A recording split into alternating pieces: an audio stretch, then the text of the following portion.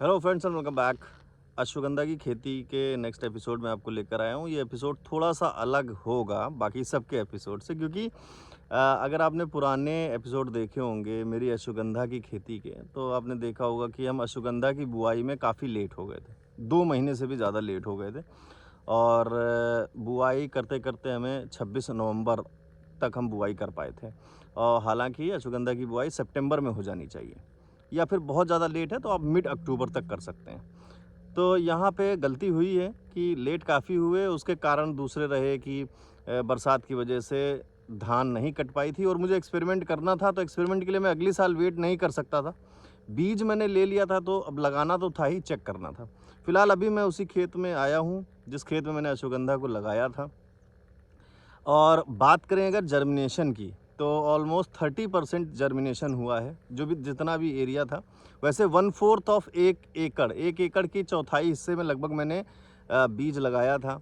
Germination हुआ है, ऐसा नहीं है कि जर्मिनेशन नहीं हुआ है बट 30% तक जर्मिनेशन हुआ है।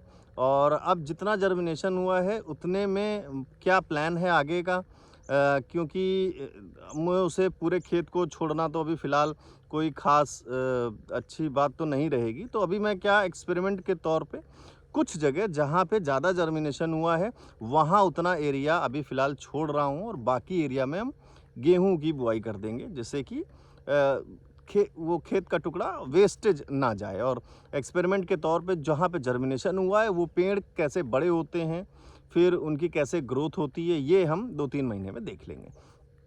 तो थोड़ा-सा एक्सपेरिमेंटल रहा ये प्रोसीजर पूरा। अब अश्वगंधा की खेती में क्या गलती रही, जैसे सबसे पहले साफ़ गलती सबसे बड़ी हमारी यही रही कि हमने लेट जो है बुआई की और उसमें हम कुछ कर भी नहीं सकते थे क्योंकि खेत खाली नहीं हो पाए थे। अब नेक्स्ट टाइम हम खेतों को गेहूँ की कटाई के बाद खाली ही रखेंगे, उसमें हम धान लगाएँगे ही नहीं। और खेत को जब खाली रहेगा 4-5 महीने, उसकी लगातार जुताई होती रहेगी, तो नेक्स्ट टाइम के लिए अश्वगंधा के लिए बहुत अच्छा खेत तैयार हो जाएगा। तो नेक्स्ट सीज़न में शायद बहुत अच्छा हम कर पाएँ।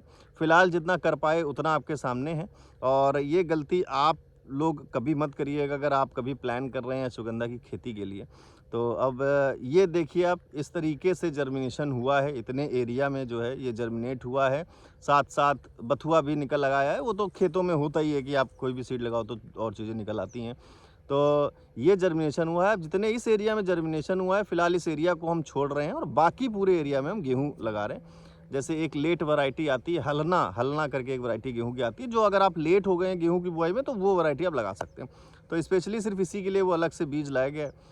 अब अश्वगंधा की रही बात, तो देखते हैं कितना क्या होता है, कैसे ग्रोथ होती है, क्योंकि फर्स्ट टाइम है। बहुत सारे लोगों को मेरे गाँव में अश्वगंधा के बारे में ही पता नहीं था और जो बिल्कुल नहीं जानता है वो उसका पौधा भी नहीं पहचान पाता है। और हमने तो एक छोटा-सा पहले लगा कर देखा था, आपने देखा होगा वीडियो, तो थोड़ी-सी पत्तियों को समझ में आता है कि गोल पत्तियाँ होती हैं, फिर वो धीरे-धीरे पेड़ बड़ा होता है।